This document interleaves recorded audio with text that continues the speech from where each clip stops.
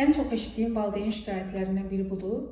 Uşağımı necə edim ki, məsuliyyətli yetişdirim, heç nəyin məsuliyyətini dərk eləmək istəmir, dərslərdən belə çox məsuliyyətsiz yanaşır, səhər onu yuxudan oyandırmaq bir işgəncəyə çevrilib. Bu uşaq başa düşmür ki, səhər yuxudan oyanmaq lazımdır, çarpayısını toplamaq lazımdır, yeməyini vaxtında yemək lazımdır.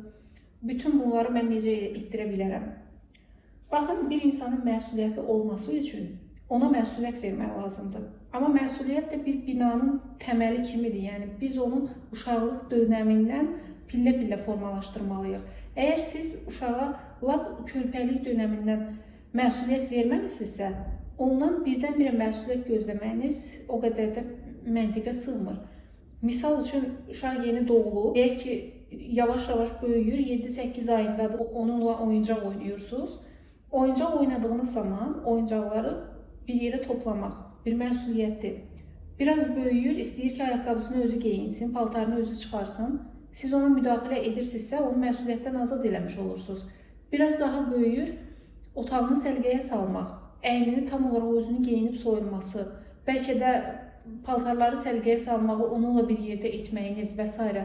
Bütün bunlar əslində məsuliyyətin təməlini qurur. Çünki siz bunların heç birini eləmirsiniz, uşaqda o məsuliyyət hissini yaratmırsınız. Və yeniyetməlik yaş dövrünə gələndə deyirsiniz ki, mənim uşağım niyə məsuliyyətsizdir? Niyə yemək yeyəndə boşqabını götürüb özü yumur? Niyə yerindən duranda çarpayısını səliqəyə salmır?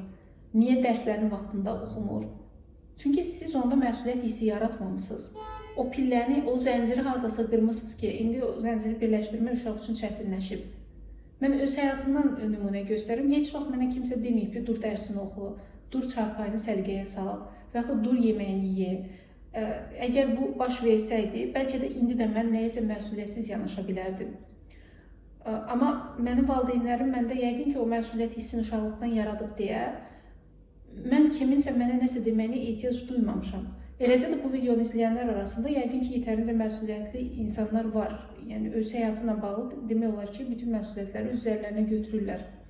Bir insan əgər böyüyəndə belə məsuliyyətsizdirsə, tənbəllik edirsə, bir düşünsün ki, mənim keçmişdə işlərimi kim edib mənim əvəzimə?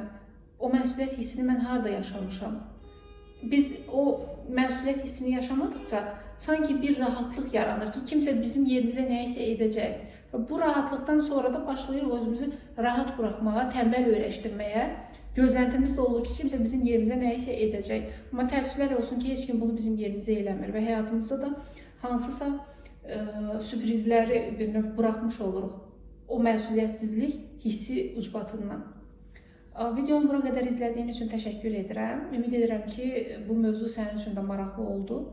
Növbəti videoların davamı üçün səhifəmi izləməyi, bu videonu bəyənməyi və rəy yazmağı unutma. Hələlik.